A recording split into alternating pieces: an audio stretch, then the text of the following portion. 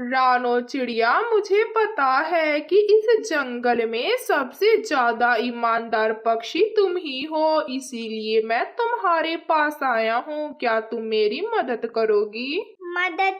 पर कबूतर भैया, आप तो बहुत बड़े पक्षी हैं, मैं आपकी क्या सेवा कर सकती हूँ? रानो चिड़िया, इस बोरी में बहुत सारे पैसे हैं और मैं इन पैसों से अपना कारोबार शुरू करूंगा, परंतु अभी मुझे कुछ समय लगेगा, इसीलिए क्या तुम ये पैसे अपने घर में संभाल कर रख सकती हो? मेरा तो तुम्हें पता ही है कि मैं अपने घर में कितना कम रहता हूँ। मुझे कभी इस जंगल जाना पड़ता है तो कभी उस जंगल, इसीलिए ये पैसे मैं अपने घर में नहीं रख सकता।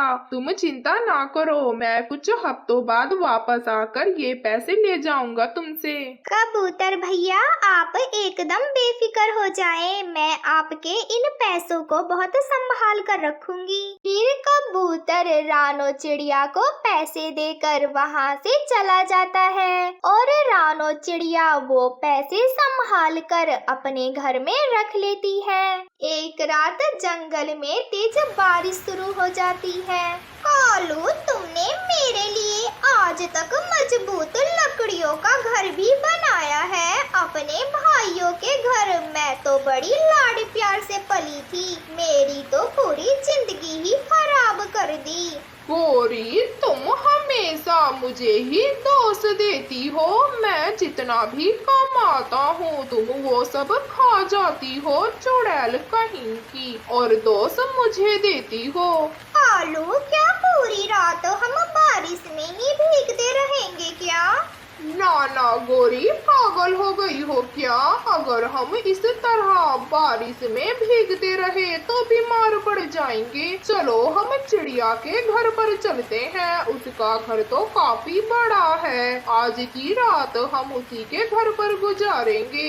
ऐसा सोचकर कालू और गोरी चिड़िया के घर पर जाते हैं और आकर चिड़िया के दरवाजे पर दस्तक देते हैं। कौन है? इतनी तेज बारिश में पता नहीं इस समय कौन आ गया।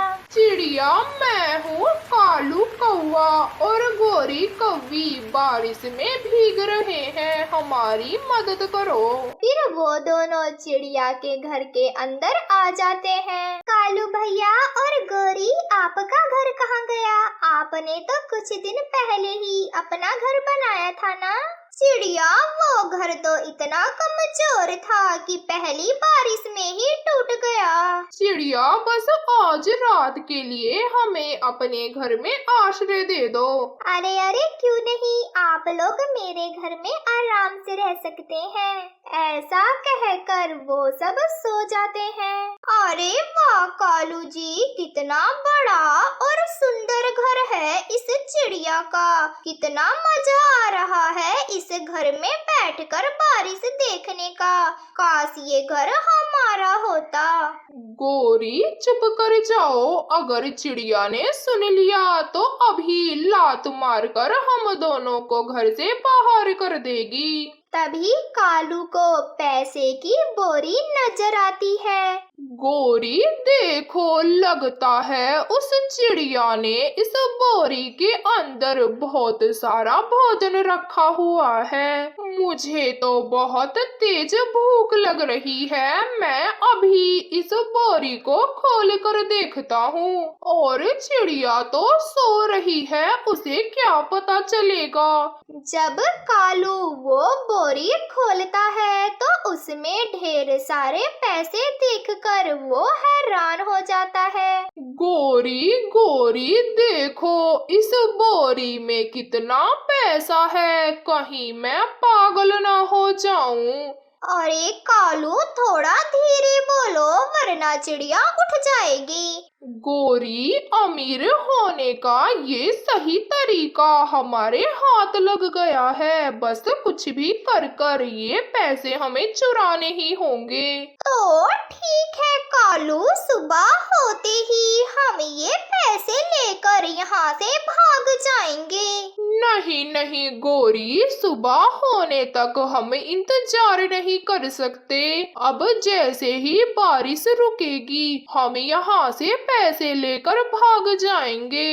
थोड़ी देर बाद जब बारिश रुकती है तो मौके का फायदा उठाकर गोरी और कालू वहां से पैसे लेकर भाग जाते हैं। सुबह हो जाती है।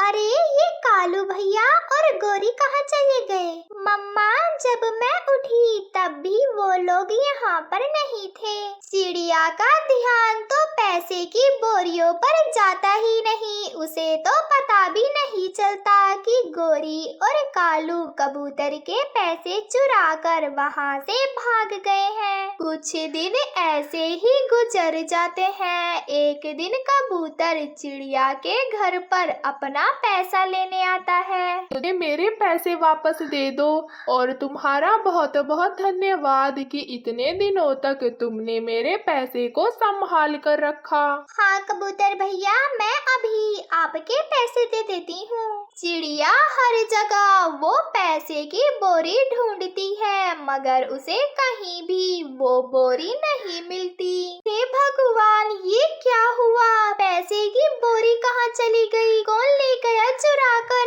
क्या मतलब चिड़िया, पैसे कहाँ गए? मैंने तो अपने पैसे तुम्हें दिए थे रखने के लिए। मैं समझ गया, इतने सारे पैसे देखकर तुम्हारे मन में लालच आ गया होगा और तुमने मेरे पैसे कहीं पर छुपा दिए होंगे और अब मुझसे झूठ बोल रही हो कि पैसे चोरी हो गए हैं। कबूतर भैया, मैं झूठ क्यों बोलूंगी? मैंने आपके पैसे अपने घर में ही रखे हुए थे। तो बताओ मेरे पैसे कहाँ गए? इतने सारे पैसे देखकर अच्छे अच्छे बदल जाते हैं तो तुम क्या हो? मुझे तो तुम पर भरोसा ही नहीं करना चाहिए था।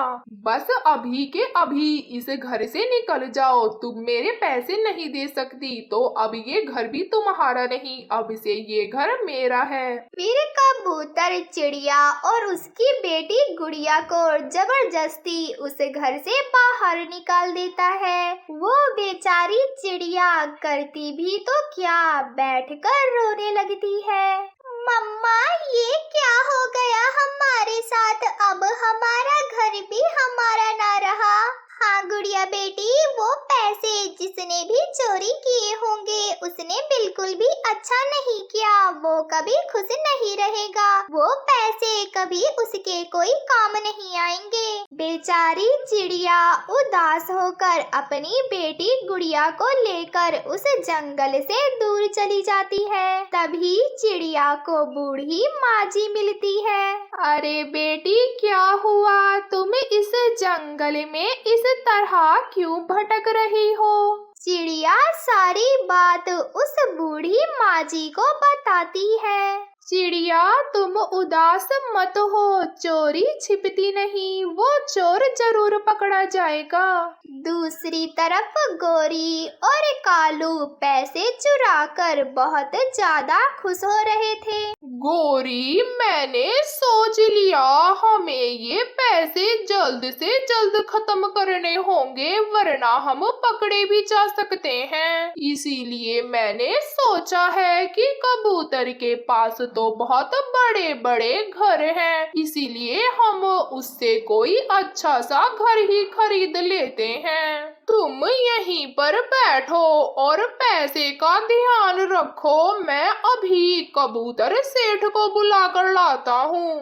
थोड़े ही देर बाद कालू कौवा कबूतर सेठ को अपने साथ लेकर आता है। कालू, बताओ तुम मुझे यहाँ पर क्यों लेकर आए हो? कबूतर जी, आपके पास तो बहुत बड़े बड़े घर हैं। हम आपसे एक बड़ा घर खरीदना चाहते हैं। पैसे की कोई भी चिंता ना करना आप, पैसे तो हमारे पास बहुत हैं। अब हम वो गरीब कौवे नहीं रहे। अच्छा गोरी और कालू, तुम तो बहुत ज्यादा गरीब थे ना, और तुम्हारे पास तो खुद का घर भी नहीं था, तो अचानक तुम्हारे पास इतने सारे पैसे कहाँ से आए? कबूतर जी, मेरे भाइयों ने दिया है ये पैसा। देखें, आप आपने तो कभी इतने ज्यादा पैसे भी नहीं देखे होंगे।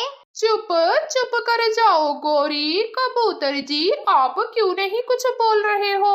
कबूतर वो बोरी देखकर समझ जाता है कि कालू और गौरी ने ही चिड़िया के घर से पैसों की चोरी की है। ये तो मेरे पैसे की बोरी है। इसका मतलब चिड़िया सही कह रही थी। इन दोनों ने ही चिड़िया के घर से पैसे चुराए हैं। कबूतर, इतना घूर घूर कर मेरे पैसे को क्यों देख रहे हो? नजर लगा रहे हो क्या? दुष्ट कौवे, मुझसे झूठ बोलते हो। मुझे सब पता है। ये पैसे की बोरी तुम दोनों ने चिड़िया के घर से चुराई है। चोर कहेंगे, अब तो तुम दोनों बचोगे नहीं। वो कबूतर गुस्से में कालू कौवे की अच्छे से पिटाई करता है। दूसरी तरफ चिड़िया जंगल से घास लाकर अपना घास का घर बनाती है और कबूतर चिड़िया से माफी मांगकर उसे उसका घर वापस कर देता है। जंगल में बरसात का मौसम अब बस आने ही वाला था। सब पक्षी बरसात की तैयारियों में जुटे हुए थे। उसी जंगल में रानो चिड़िया और उसकी बेटी गुड़िया भी रहती थी। रानो चिड़िया जंगल में जाकर पेड़ से सूखी लकड़ियां काटती और उसकी बेटी गुड़िया उन लकड़ियों की गठरी बनाकर रखती। मम्मा, जब आप छोटी थी तो आप भी अपनी मम्मा के साथ ऐसे लकड़ियां लेने आया करती थी। गुड़िया बेटी, जैसे मैंने ये सारे काम अपनी मम्मा से सीखे हैं, वैसे अब आपको ये सारे काम मुझसे सीखने पड़ेंगे। कालू के बच्चे, उठो और जाकर जंगल से सूखी लकड़ियां ले आओ। कभी ऐसा ना हो कि जंगल की सारी सूखी लकड़ियां ही खत्म हो जाएं। काम काम काम, जब देखो काम। तुम तो मुझे आराम ही नहीं करने देती हो। कालू, अगर बरसात से पहले तुमने लकड़ियों को इकट्ठा कर कर घर को मजबूत नहीं किया तो बरसात में हमें बाहर ही मरना पड़ेगा। वो रानो चिड़िया रोजाना अपनी बेटी को लेकर लकड़ियां इकट्ठी करने जाती है। कालू कौवा घर से निकलता है। वो उड़ता हुआ जा रहा था कि उसकी नजर चिड़िया पर पड़ती है। वो चिड़िया के पास जाता है। चिड़िया चिड़िया, कल रात से मुझे तेज बुखार है। प्लीज चिड़िया, तुम अपनी लकड़ियां मुझे दे दो। ये सब तुम्हारे नाकाम करने के बहाने हैं, आलसी कौवे। चल भाग यहाँ से। कालू अंकल, आप तो खुद से लकड़ियाँ काट कर अपना घर बना सकते हैं।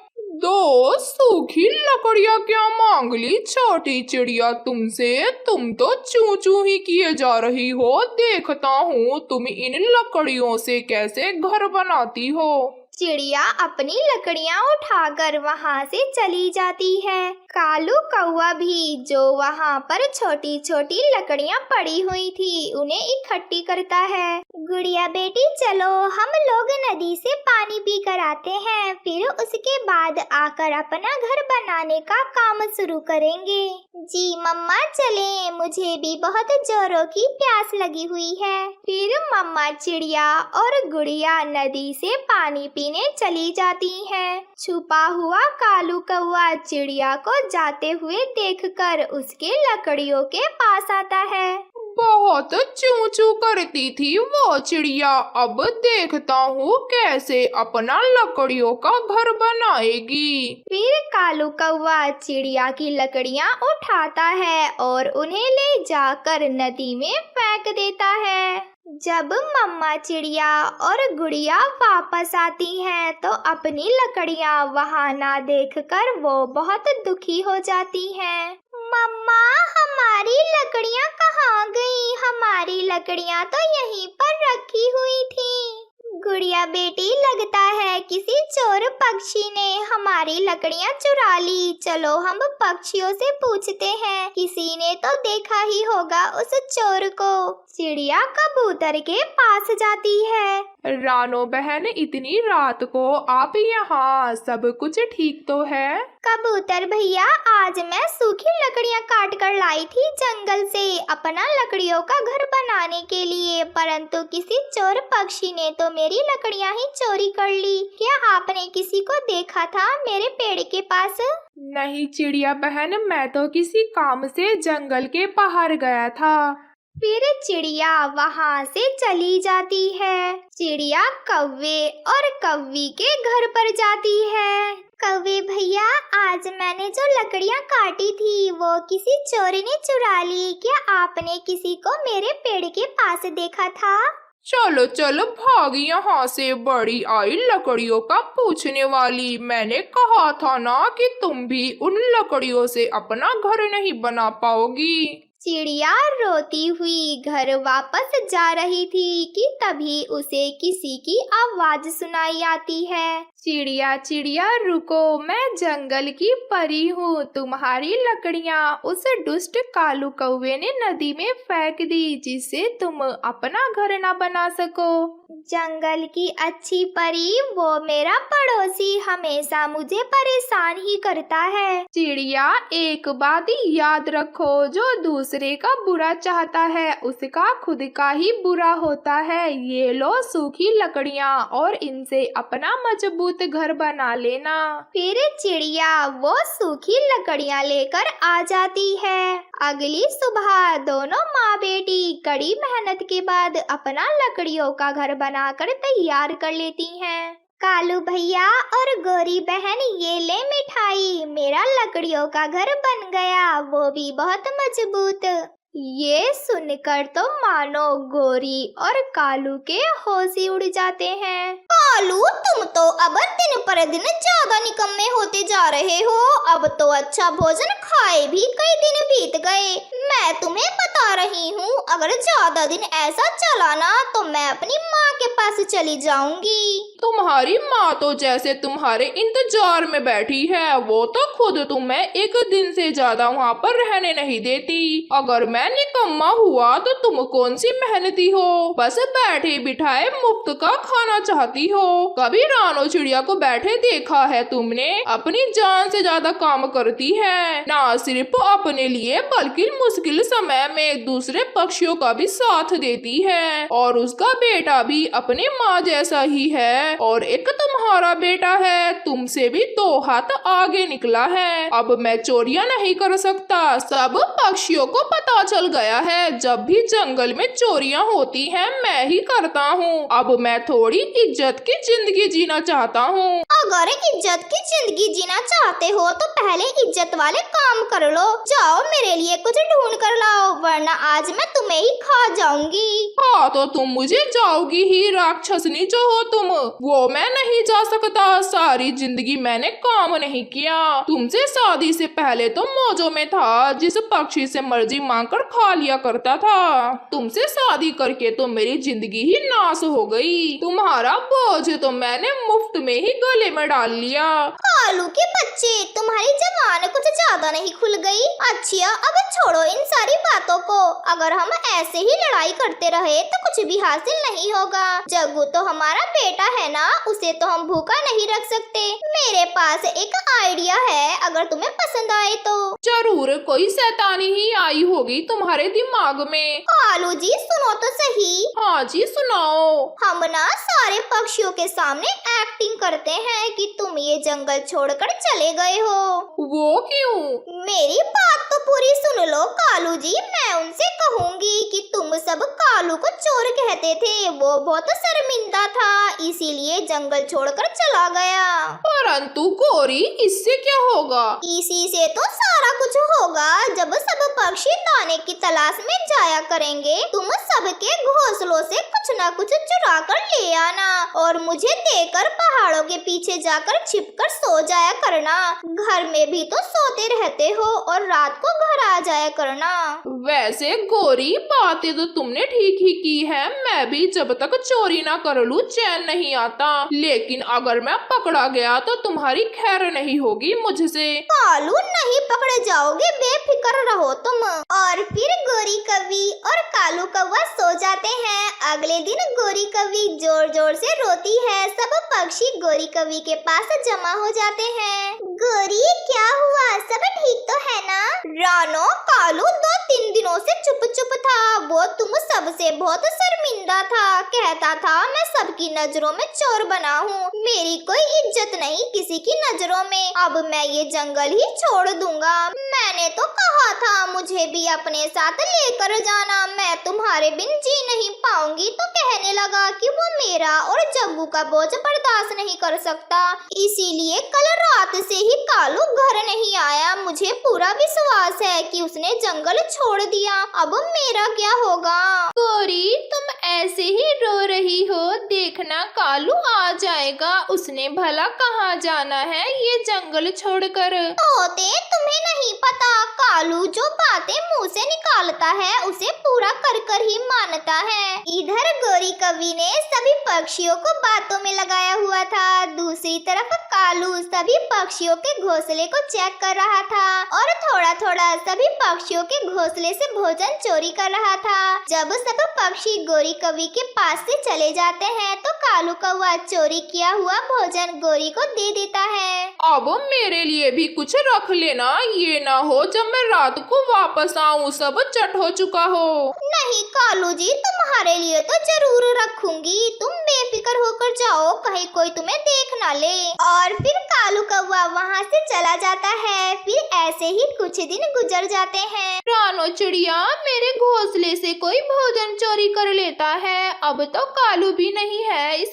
जंगल में, पता नहीं कौन नया चोर बन गया है। मैं तो समझी ये मेरा बहम है, इसीलिए मैंने किसी से ये बात नहीं करी। ये तो बड़ी परेशानी की बात है। वैसे चिड़िया, तुम्हें नहीं लगता गौरी झूठ बोल रही है? मुझे तो लगता है दाल में कुछ काला है। तोते भैया, गौरी बहुत दुखी है, वो भला अपने पति के लिए क्यों झूठ बोलेगी? आपको जंगल सुना सुना नहीं लगता कालू के बिना? मेरा तो दिल ही नहीं लग रहा। ऐसा लगता है कहीं से कालू आ जाएगा और मुझसे दाना मांगेगा। कुछ भी हो, कालू चाहे निकम्मा था, कामचोर था, लेकिन हमारे जंगल की रौनक कालू से ही थी। चिड़िया, कहती तो तुम ठीक हो, मेरा भी जी उदास है कालू के बिना, लेकिन मुझे कुछ गड़बड़ लग रही है। फिर तोता अपने घर चला जाता है। कुकू, क्या कर रहे हो? कुछ नहीं, मैं बस पानी पी रहा था। कुकू यार, तुम हर टाइम अपनी मम्मा के साथ काम करवाते रहते हो, कभी खेल भी लिया करो।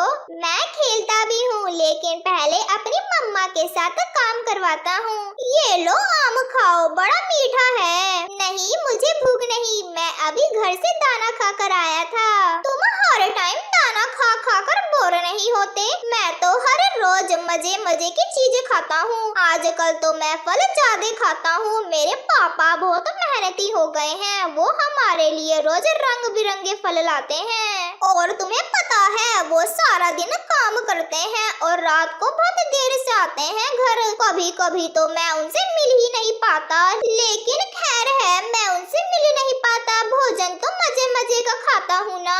अच्छा, मैं चलता हूँ, मुझे देरी हो रही है, मेरी मम्मा मेरा इंतजार कर रही होगी। तुम तो अपनी मम्मा की कुछ ज्यादा ही चिंता करते हो। जाओ, मैं किसी और को ढूंढ लेता हूँ खेलने के लिए। फिर कुकू वहाँ से चला जाता है। जब कुकू घर जाता है तो तोता फिर से वहाँ पर आया हुआ था। मम्मा, आप परेशान क्यों हैं?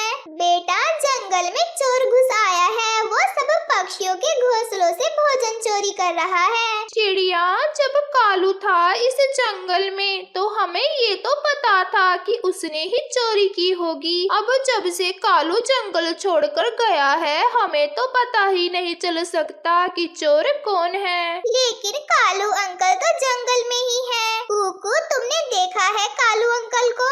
नहीं मम्मा, देखा तो नहीं, लेकिन जग्गू बता रहा था कि उसके पापा बहुत मेहनती हो गए हैं। वो सारा दिन काम करते हैं और देर रात को घर वापस आते हैं, उसके लिए ढेर सारे फल लेकर। तोते भैया, इसका तो ये मतलब है कि गोरी और कालू ने हमें फिर से धोखा दिया है। उन्होंने हमें धोखा नहीं दिया, बुद्धू बनाया है। मैं सब पक्षियों को इकट्ठा करता हूँ। हम उन्हें समझाते हैं कि कोई भी पक्षी अपने घोंसले में भोजन न रखे। फिर कालू और गोरी को पता चलेगा अपनी होशियारी का। और फिर तोता ऐसा ही करता है। अगले दिन सब पक्षी अपने अपने घोंसले में थे, क्योंकि सबके पास कुछ न कुछ था खाने को। जब कालू आता है तो ये देखकर परेशान हो जाता है कि कोई भी पक्षी अपने घोंसले से बाहर क्यों नहीं गया। कहीं किसी को शक तो नहीं हो गया। वो सीधा गोरी कवि के पास जाता है। गोरी, आज तो कोई पक्षी अपने घोंसले से बाहर ही नहीं गया। मुझे तो डर लग रहा है, कहीं किसी को कुछ पता तो नहीं चल गया। कालू जी, एक तो तुम वहम बहुत करते हो। अगर किसी को कुछ पता चला होता तो हमसे पूछता ना। वैसे भी आज मेरे पास काफी भोजन पड़ा है, तुम कल चोरी कर लेना। कालू और गोरी, तुम्हें कल भी भोजन नहीं मिलेगा, क्योंकि अब हम भोजन अपने घोंसले में रखने वाले ही नहीं। कालू के तो पसीने छूट जाते हैं सब पक्षियों को देखकर। कालू भैया, इससे तो अच्छा तभी था जब तुम हमसे मांग कर खा लिया करते थे। ये आपने अच्छा नहीं किया। हम आपके लिए परेशान थे कि आप जंगल छोड़कर क्यों चले गए। हमारे जंगल की रौनक ही खत्म हो गई थी आपके बिना, परंतु आप तो हमारे पीठ पीछे छुरी भोंक रहे थे। मुझे गोरी मजबूर करती है गलत काम करने के लिए। मैंने तो इससे कहा ही था। इससे पहले कौवा कुछ और कह पाता, सब पक्षी वहाँ से चले जाते हैं। कौवा शर्मिंदा था, उसने सभी पक्षियों की भावनाओं के साथ खेला था, परंतु गोरी कवि चुपचाप दूसरी तरफ मुंह कर सो जाती।